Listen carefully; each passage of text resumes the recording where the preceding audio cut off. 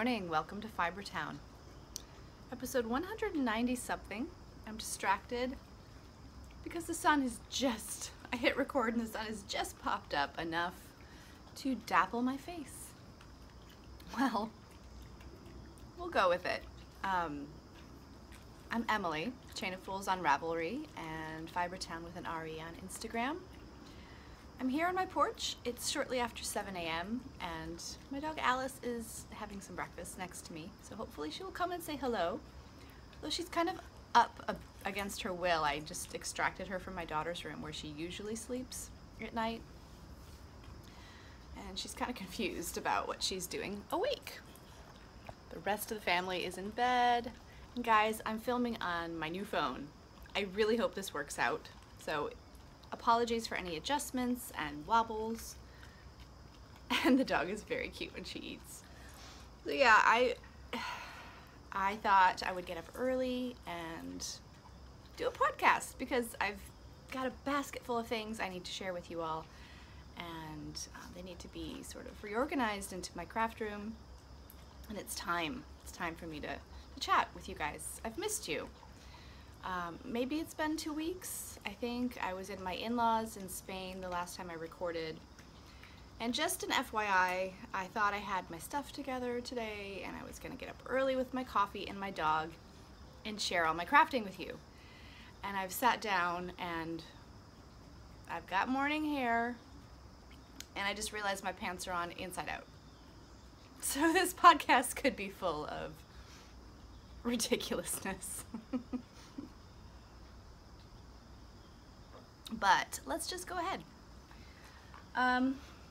Okay, so the Summer of S, everybody, is chugging along nicely. We are a few weeks away, 3 weeks away from the finish, and I have some new prizes to share. At least one. We have so many good prizes, so please enter. There's a lot of great stuff in that thread. You can put your chatter, your FOs, your works in progress. Everything is eligible for prizes. And everything is eligible for awesomeness.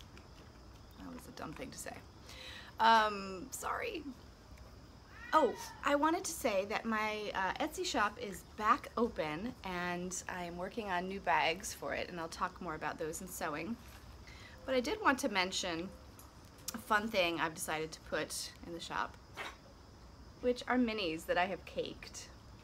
Each of these is 10 grams at least, probably almost all of them are more like 11. And they are great for any sort of scrap project you have going on. They are 100 grams in this organza bag. 100 grams for $22, all ready to pull from the center or the outside, whatever you like. And I have really great yarns in these. This one has hedgehog and cephalopod and lollipop and gourmet stash, regia, and oh, this one is another, is that mustache? I can't remember. Anyway, lots of great stuff. Here is another one. Some of them will have Nydia color. This is that Artistic Yarns by Abby, Rainbow. Yeah. So those are grab bags and they're in my Etsy shop. $22 for 100 grams. Be great for socks too. They are all superwash. Some of them are 100% wool, or some of them have nylon. But other than that, it's sort of a grab bag. Surprises! Oh, hi, Al. Come on closer. Do not put your behind on my project bag. Thank you. Hi. Have you guys missed this little girl? I sure did miss her. And she'll probably need to go outside in a minute, so. Oh my gosh, it's 4 minutes in, Alice. We've been rambling. Okay, so yes, let me show you my two FOs today. The first is the Cladonia by Kristen Kapoor. I looked up Cladonia because it sounded vaguely, I don't know, Scottish to me, but it's a variety of moss. And yeah, it's moss. So I think that refers to the lace. I knit this out of Blacker Samite, which is a long wool Shetland silk blend, and it's cruelty-free silk called Ahimsa silk. And it's all woolen spun, which is really unusual for long wools and silk. And the result is airy, light, gorgeous. I, as you know, wasn't sure about these two colors together, Fiery Dew and Drowsy Flowers. That's the yellow Drowsy Flowers. And I really don't love it in the stripes, but isn't the eye a funny thing? Because I love it in the more color blocking portion.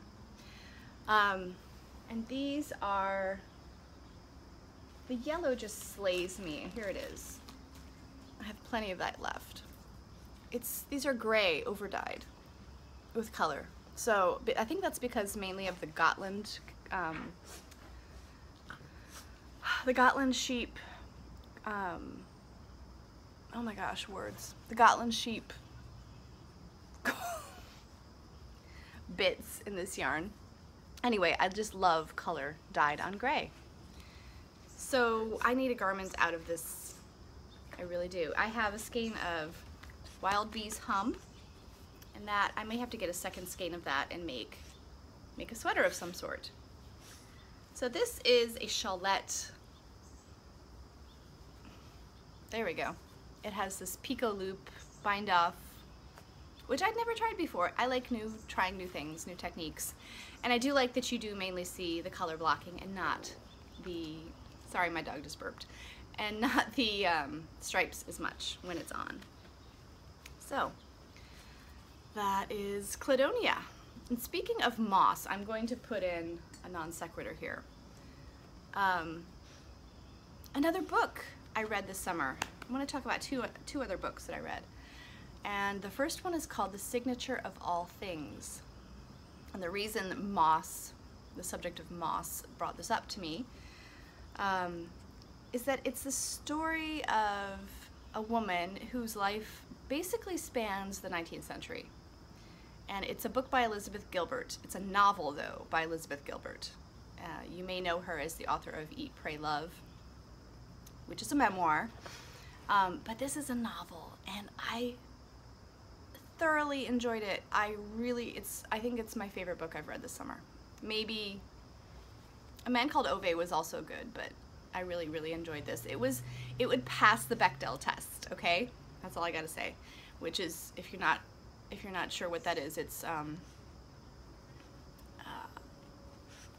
test used for movie viewing, movie analysis. I think is one or more of the main characters, I could be getting this kind of wrong, is one or more of the main characters a woman? And do they talk to each other, the two women? And do they discuss something other than the male characters? And while there is, you know, a love interest, because it's the story of a woman's life, there's much more going on in this story. And she's a naturalist, and she makes practically a lifelong study of mosses, which grow at a snail's pace. But she has many more thrilling adventures. It's really a great book. The Signature of All Things. Now what else? Oh, the other one I wanted to mention is a children's book, and I may be getting the title wrong, but I believe it's called The Girl Who Swallowed the Moon. It doesn't really,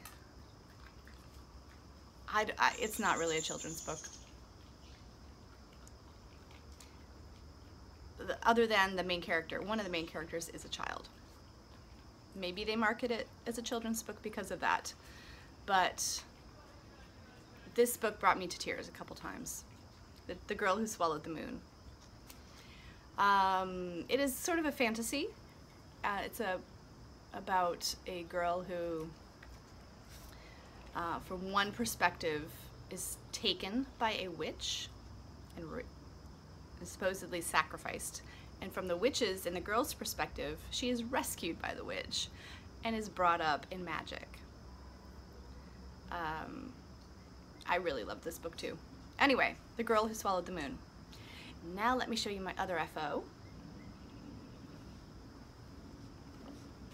This is the Isa cowl, and Alice maybe would like to wear it. Oh, I have failed to weave in the ends. Take a look, guys. This is my first attempt at mosaic knitting. The dark color is a Polworth silk. I think it's just a worsted weight. A lovely viewer sent it to me, and doesn't it look amazing in this? The other color is a hand spun with a little bit of sparkle. It's a hobbledehoy 2-ply. I think it was batlings, or maybe it was Gemmy bats, which are bigger than batlings. So this is by the ladies who run Spin Cycle Yarn, Issa, I-S-S-A, and I can't remember their names, Kate Burge and somebody else. I've started following them on Instagram, and they have recently bought a mill in Washington State, I think. So they're pretty cool. And they put out this pattern. There are just a few of them knit, so if you want to do this for Jacqueline of Brooklyn Knit Folks hipster Cal, this would be a good one. Mosaic knitting, you have to be prepared to not gain a lot of height. It takes you twice the amount of time to gain the usual amount of height. So let me take this off and put this on. And I actually think I would have made this a bit shorter. I should have. Just because I feel like the top flops.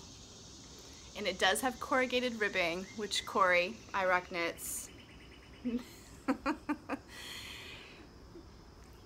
it's cute. I just don't like it for all applications, and I'll tell you why I'm mentioning Corey later on. But she called me out on my dislike of corrugated ribbing that I mentioned on a previous podcast. Anyway, I do kind of like it, like this. But yeah, I would have made this maybe one repeat shorter. And maybe I would have done the ribbing on a smaller needle, because it does flare, but I actually think the inside is quite beautiful.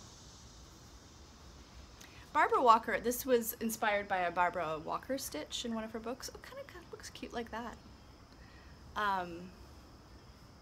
And Barbara Walker has tons of mosaic knitting stitches in her stitch dictionaries. So this kind of looks good on camera. I'm liking it. You like it, Al? I love my dog. We went for a long walk last night. We did. She came home and conked out. And I think she would have preferred to have stayed abed.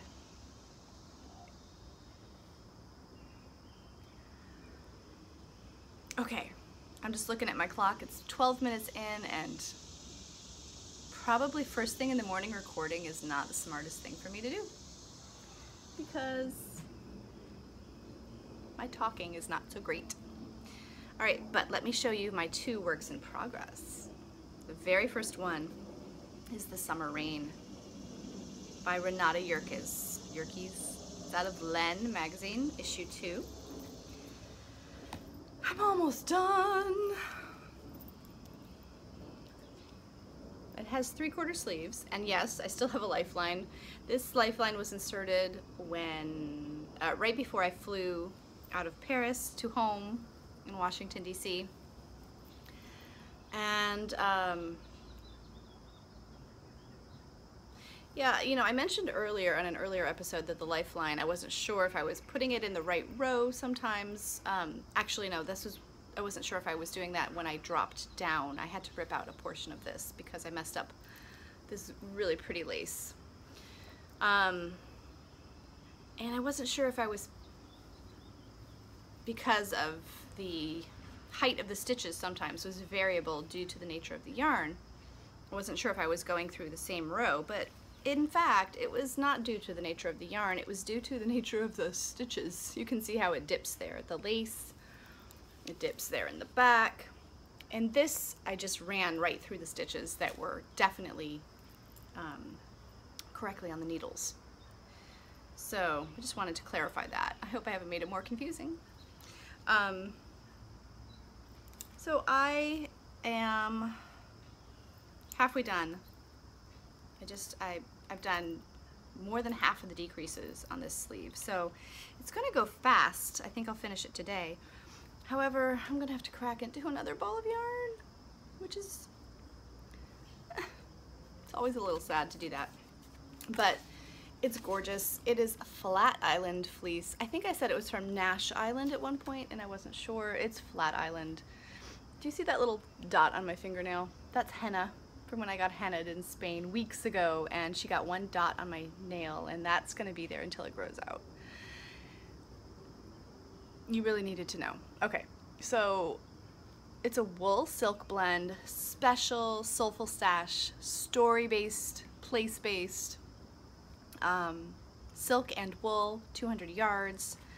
So this is gonna be about a 900-yard sweater, which is, it's pretty cropped. I've tried it on, it fits. There's no shaping to this body. And while I love the look of it, I found myself kind of going, huh? It's some of the design choices. Now, I've probably complained about this every time I've talked about it, but it's a really gorgeous sweater, so I'm just kind of a grumpy old lady, so I like to complain. I've mostly enjoyed knitting it. I've thoroughly enjoyed knitting the yarn. I've knit the sweater to pattern, and I will say that I think there are a few other errata in that pattern, at least for the size that I made, which is maybe the 3rd size in from the smallest. Yeah. Not the extra small or small, the medium. So, but you know, it's just like, it's been a numbers thing. I know there's definitely an errata in the chart and they've posted that, but I think there are a couple of numbers that are in error, and you just kind of know that that can't be right, and it doesn't make a big deal, a big difference. As long as your lace stitches are correct, you don't really need to worry about the stockinette being off by a stitch or two, so. Yeah. So I will hopefully have this off the needles and blocked and ready to share with you next time. Alice, what should I show them next? Oh, my socks. Yeah, I have to show my socks. You're such a pretty girl. This is pair number 9 for the year. My cute little trees bag. I have another one of these in the shop. I have one done. I finished this on the plane except for the Kitchener stitch. Oh, I love these. I think these are gonna go to my son for his 10th birthday, which is in a few weeks. Little Ollie is turning 10. He's going on a 2-day camping trip for school in September, and he's been gone for an overnight before. 2 days, 3 states away. Anyway, these are my socks, and the second one is on the needles. These are my typical recipe US 1.5, 2.5 millimeter socks. About 10 rows of ribbing, which is all I can take. And there's something crackling in here. What is in here? Oh. Guys, I bought a lot of tea in Paris, and yeah, I forgot I had these samples. Ooh, and I have this lavender spray that was in the hotel. Pillow spray. It's kind of a new notion. I was wondering where that went. Okay, so those are my socks. Pair number 9. Yeah, and let's talk spinning, shall we? You want to talk spinning? Or maybe we should, let's talk sewing first. My Alabama Channon skirt. I thought I would finish this panel on my travels. I did not. But I've gotten a bit done since I've been home. I had to stop knitting for a few days. I had really terrible shoulder, back, neck issues on my right side. They're much better now, but I was able to do a little of this because it's very small, discrete movements. Yeah, so my reverse applique is coming along. New leaves stencil. I love that. I don't know, can you see the light through there? No. I'm using Alabama Channon jersey, which I've used before, and I really wanted to use that because of its high quality. I've used it before, and I've seen how it wears. I have a tank top out of it that I hand sewed. But with all the work going into this, I wanted to make sure that I used the best quality I could, and it's great stuff. It's expensive for Jersey, but again, heirloom.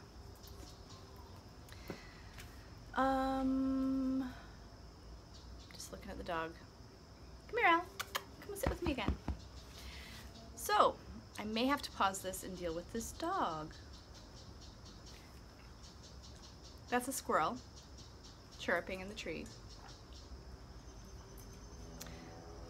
Okay, the dog's gonna eat some more breakfast. Let me show you what I've been spinning. I have been processing, well, no, I've been washing Hilda's fleece.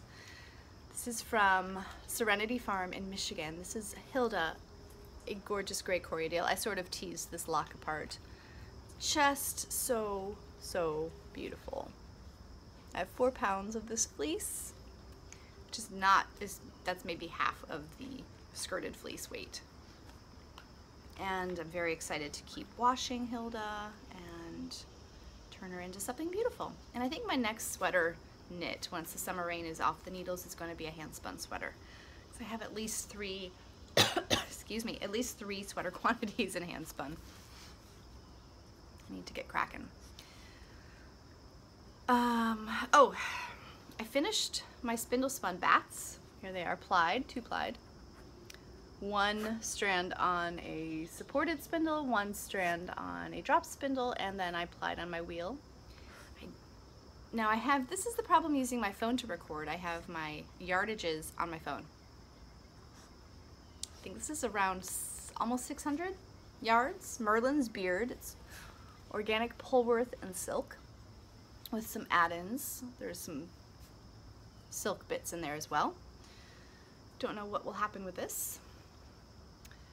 And then I finished about 600 plus yards of a Pigeon Roof Studios, and this was pomegranate something, the colorway.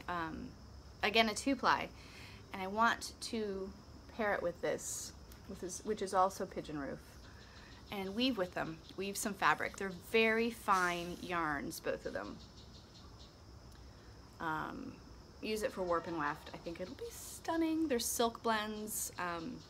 Just really gorgeous. I love Pigeon Roof. I've said it many times.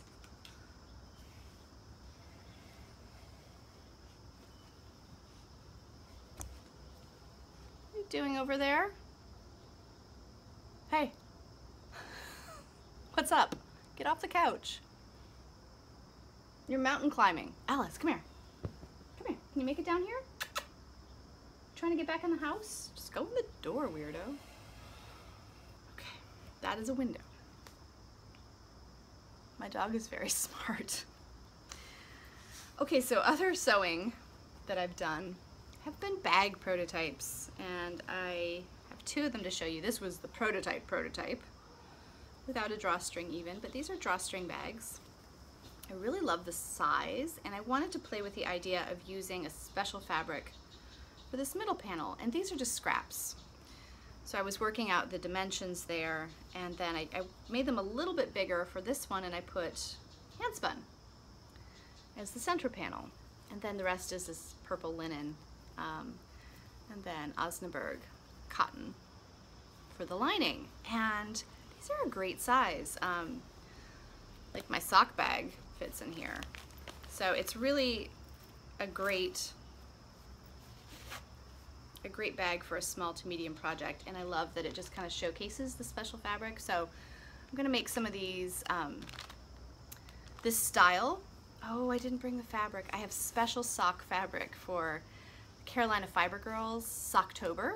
I'm gonna be a sponsor for that, and I'm gonna make some special Socktober bags with a cotton and steel sock print. It has like athletic socks. They're super cute. One is a pink based and one is blue based. And doggy, why are you on my chair now? There, get a little Alice view. Do you approve the bag? Do you? Okay. That is it for sewing. The rest of this recording is going to be acquisitions. Do you see her? She's getting gray, my little darling. She's getting little gray eyebrows. But aren't they pretty? Oops. Oh, excellent. Okay, Okay, the dog has been outside and I have too, and I've picked a Brandywine tomato. These are really coming on and they are the best. And I have a lot of tomatoes I need to deal with today. It's on the list. I realized that I wanted to share regarding the bags that I'm making. Another bit of center panel fabric is this that I have. This is wool felt that I have printed with flowers from my garden, and I actually think this is the right side. There we go. Marigolds, crepe myrtle, clematis, various other flowers, but marigold and clematis and crepe myrtle, they really give just gorgeous colors. Now I have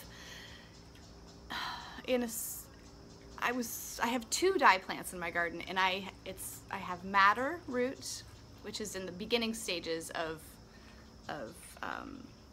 sort of growing and filling in and having enough roots to do anything with.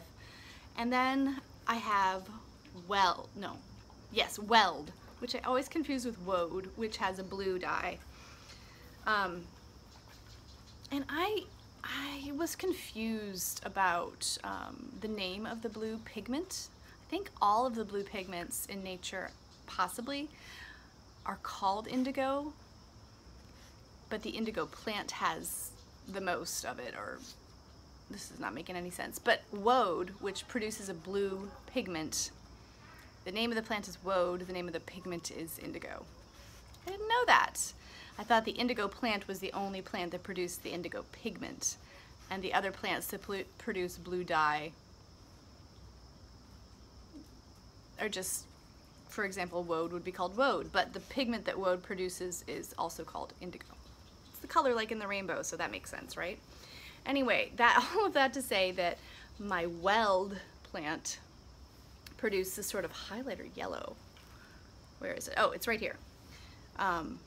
Between 2 marigolds, so it's a little bit hard to tell, but I laid 3 of the woad leaves on, and up close you can tell that it's a leaf imprint, and they have this very interesting yellow. I'm very excited to use that. Again, the plant is doing super well. My madder is not doing brilliantly, but the weld, oh, I always confuse them. The weld plant is a gorgeous sort of circular, grows in a circle, and the leaves sort of spread out in concentric circles. It's really cool. Anyway, the rest of this is acquisitions. So let me bring you a little closer. Let me just start with this. I ordered this pretty much as soon as I got home. This is Minnesota 52. This is by Corey Irocknitz and Megan Williams of the Stockinette Zombies podcast. And kudos, they made a book. It's photographed by the brilliant Gail Zucker. And the patterns in here are top-notch. Like, I'm not messing around when it comes to buying books and magazines. I really have to like them.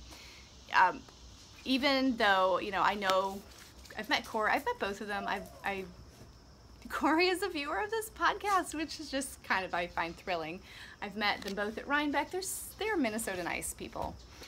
And the stories in here, they have one about, or they have a comment about being no, leave my tomato alone. They have a comment about Minnesota nice in here, and they have just stories of their friendship, but you guys, the patterns are seriously gorgeous. And I love how they've organized the book. Look at that one. I could see that out of Samite. That would be really cool. Color work. Just incredibly thoughtful designs. I love this one. Love it. I haven't sat down to really devour this book, but I need to. Look at the Latvian braids, you guys. I know I'm not showing you these pictures. Other people do much better reviews than I do, but I just wanted to share that I had picked up this book. I think it's incredibly worthwhile. Oh, a really cute sock pattern. I love that one too. These socks. Adorable. Baby cables, it looks like. And then, yeah, this one. This is a great all-purpose sweater. Great length. Okay, so this one. I've seen one of these in person. Corey wore one to Rhinebeck maybe 2 years ago. And this is what caused the corrugated rib comment. It's got corrugated rib. And I actually love it where it's next to like a plain fabric like that. Where I don't like corrugated rib is on a Fair Isle project. I feel like it's gilding the lily. Like, you don't need extra visual interest on a Fair Isle project. Like, to start a Fair Isle vest with corrugated ribbing and then do amazing color work doesn't make sense to me. Anyway, so that's my first acquisition. Bring this up here. Dog, do not jostle my chair. Come up here. Come on. Okie dokie. Come back here. You're cute over here. I don't even really know where to start for the rest. All right, let's start here. I picked up yarn for my husband for his birthday. He is a Slytherin, that I still find shocking, but he loves being a Slytherin. And so I got him Slytherin colors. This is from Post Yarn. This is their Corriedale nylon base. And he's doing his first heel flap right now. Kind of exciting. So this is the Ambition colorway. Oh goodness, that squirrel just dropped right out of the tree. Did you see that, Al? Did you see that squirrel? Oh, she's jumping for it now. Did you guys see the look on her face? That was the squirrel look. Hey, you're gonna hurt yourself. It's all gone. You got rid of it. Good dog. Good dog, Alice. Come here. Come back. I had to pick up some opal, sweet and spicy, while I was on that website. I will probably use this to knit socks for my friend Heather, who got socks for her 40th birthday, and then her dog, her puppy. She had them for like a year and a half. She wore them, she was wearing through them actually. She wore them a ton, which makes me happy. And then the puppy got hold of them, but they were almost gone anyway, so I'll probably knit her a new pair. Now, okay, I also, I rarely order yarn online, but I also got this. I probably could have gotten this at Looped, my LYS in DC, but I just popped it in my cart. These are fun. I've never knit one of these before, the Perfect, but I really like the cuff on those.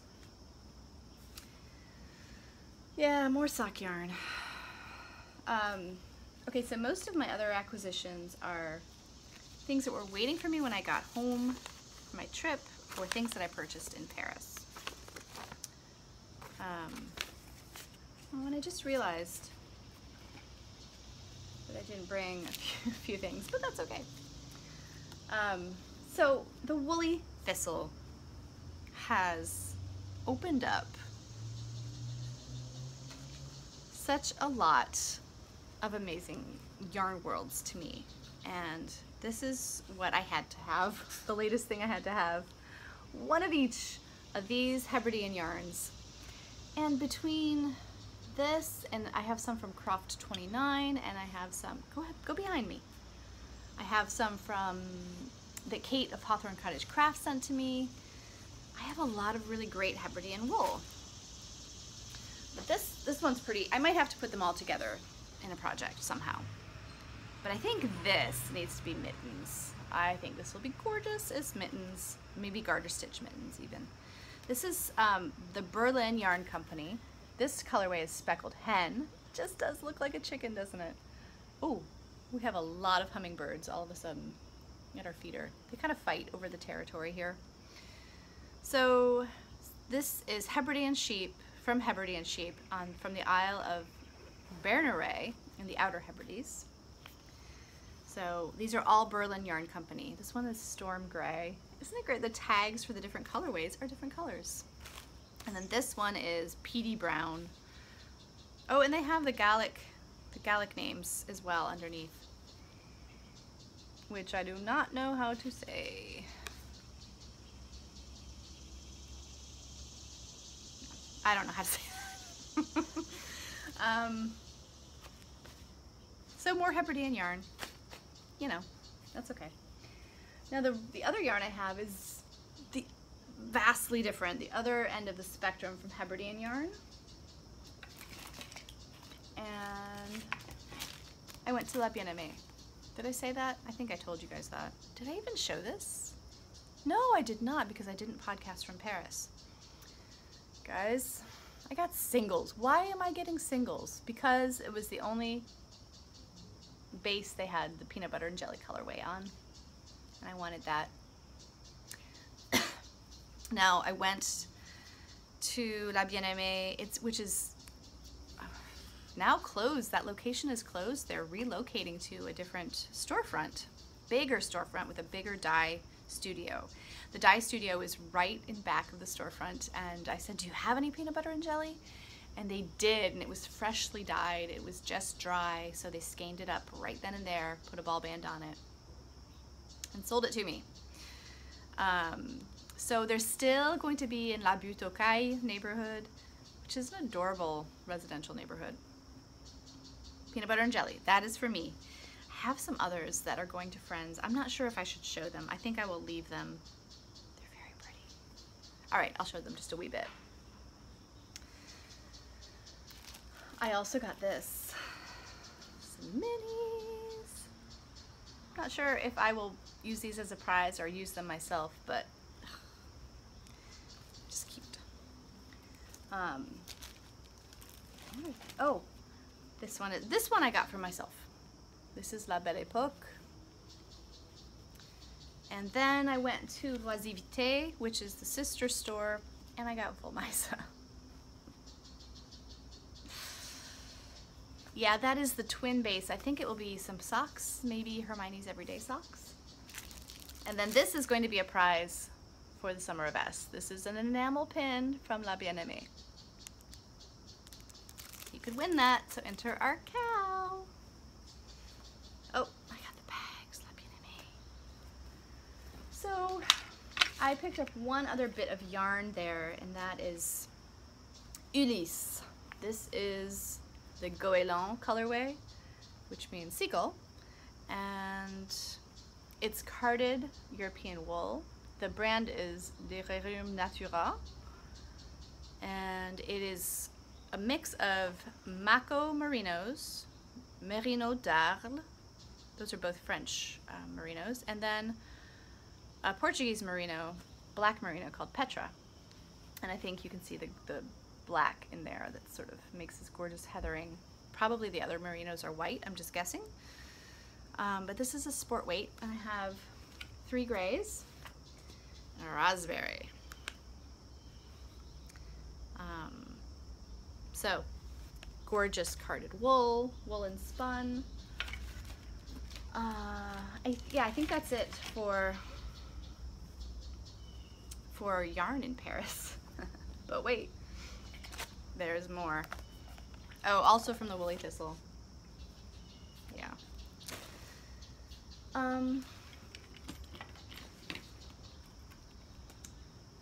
Things I picked up on my travels that I didn't buy were a couple of pairs of scissors. Oh, these are things that I did buy. Sorry, you know it's early in the morning. This was just going to be a wacky podcast. Yes. I think I'm collecting scissors. I love tiny scissors.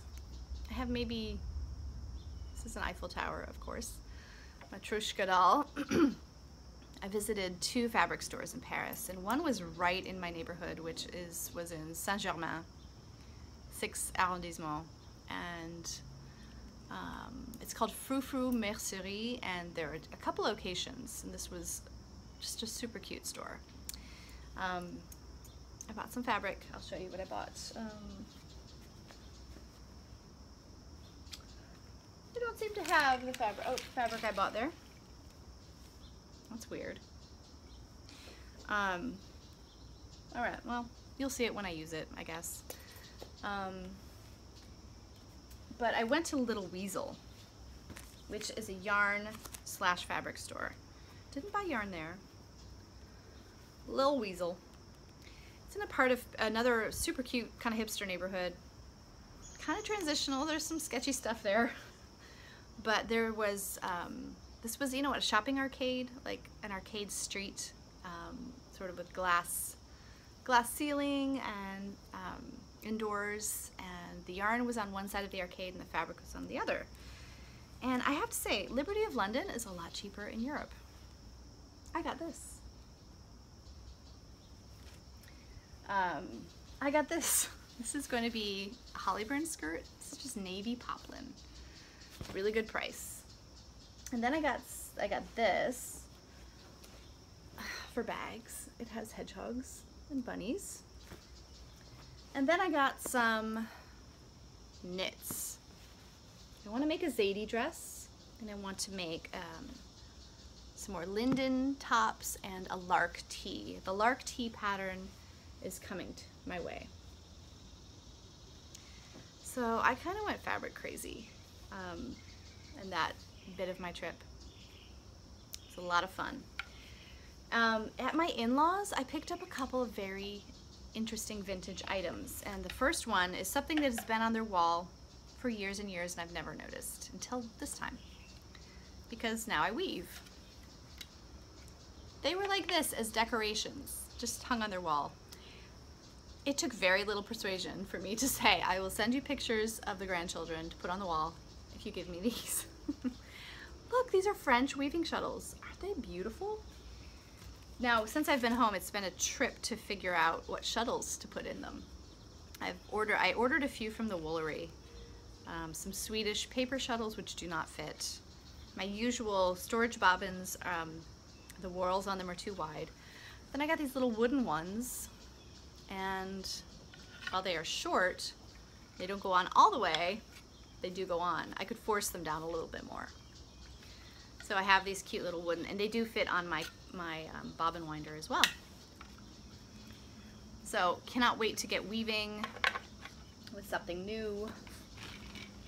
I also, from my mother-in-law, she gave me this. Ouvrage des Dames. I need to look in here. This has all of the handwork. It was published in the 1870s, I think, and this is, I think, a first edition. It was given to her by an old French lady, and actually Googled the author, Thérèse de Dillemont. This has handwork instructions, all the handwork instructions. It has sock heels that I've never seen before, crochet. I need to see if the brioche stitch is in here. It has macrame, you guys. Because I was just watching the episode of Fruity Knitting where they interviewed Nancy Marchant, who was talking about the history of the brioche stitch. So I need to look. I don't think there's an index. Is there an index? There is. But I don't know if they will be calling it brioche in French. I think they might call it something else. Anyway, this is in French. My in-laws lived in France for 25 years before they went back to Spain. So yeah, really cool little acquisition. Oh, hi. Are you happy on my lap like that? Now, oh, this also came in the mail when I came back from my trip. This is a prize, you guys, from Mad Mermaid Fiberworks, locally sourced and dyed with love. She has sent a DK Safe Harbor colorway and a fingering in the conch shell colorway. These are both merino nylons. She is a viewer of the podcast, and she has just, Maya, she's just opened an Etsy store, Mad Mermaid Fiberworks. Selket, she's traveling right now, but I think her shop should be open fairly soon. There you go. Mad Mermaid Fiberworks. I hope that isn't backwards. But yeah, she's got beautiful squishy yarns. and locally sourced, so you should go and read more about that. I need to do that as well. Yay! So these will be going out to a Cal winner. Oh, one last thing that I found in France was really gorgeous ready-made bias tape. Look at that. This is the same fabric that I just showed you, the Liberty. They also have Liberty bias tape.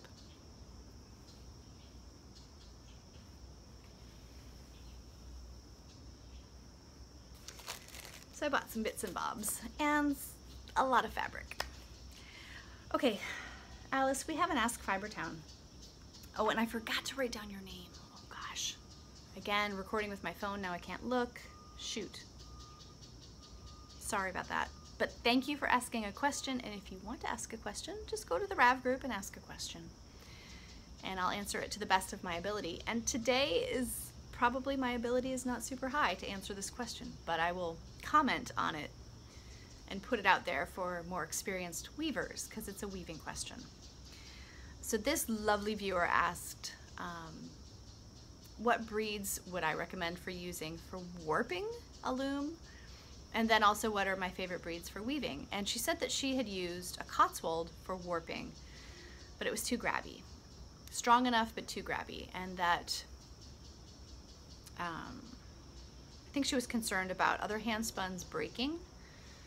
Now, I have woven with fragile hand spun as a warp, and some of the threads did break, and I just tied them back together. It was my scrap blanket, so I really didn't care that much. And I have a couple thoughts, but I don't have a ton of experience in this sort of breed specific warps. I can see where hand spun long wools, anything that isn't spun super worsted would have grab to it for sure. And I almost think combed long wools would have more grab than, say, they'd have the strength, but they wouldn't have, especially if they were hand spun. You're not gonna do like a great mill spun worsted with no air and no halo. You know what I'm talking about? Those really like this. No halo. All the long wools I've spun, and granted I tend to spin more woolen even with long wools, they will have a halo. They will have hair sticking out. What about like a medium wool? They may have the strength, more strength at least than a fine wool. So like a Finn, a Jacob, those kind of things. Maybe even like a Shetland if it has, see, I don't know, I don't really know about ply structure for warps. I'm thinking that maybe the more plies, the rounder the yarn, the more bouncy the yarn's gonna be, which you may not want for warp. One thing I really love about weaving is the drape, you know, and you might not want a thick warp either, depending on your what kind of heddle you're using. If it's a rigid heddle, you know, do you have the room in the heddle? Is it big enough for a bigger yarn? And then you might have less drape with more plies. That's my guess. I could be wrong. Another thing you could do is slightly full or felt the warp. Maybe do a 2-ply, something like a Shetland, which felt super easily, and full it. Full, you know, I wouldn't do fold singles for a warp, but yeah, maybe try fulling or felting a Shetland or a 2-ply warp of some sort. I don't know.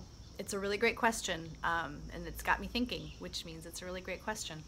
And I'm sure you guys have ideas and opinions, so put them in the group thread on the Ravelry group, the episode thread. As far as breeds for weaving in general, not just warp, I really want to experiment. I really want to weave with my Lincoln. I might weave with my Icelandic handspun. I somehow want to pair that with some plant dyed yarns that I've made. We'll see. I have imagine knitting happening, but I just think handspun and weaving is a match made in heaven, and I'd like to do a lot more of it. And I plan to do a lot more of it. I think silk blends are amazing for weaving. That I do know. They are amazing for weaving. Wool and silk. The drape is insane. They make beautiful fabrics. So guys, check out the Etsy shop. I'm just looking at these. If you want minis, these are a lot of fun. Okay, so take care. I hope this works on my phone. I'm gonna try to edit and upload on my phone. Fingers crossed. Alice, you wanna say goodbye?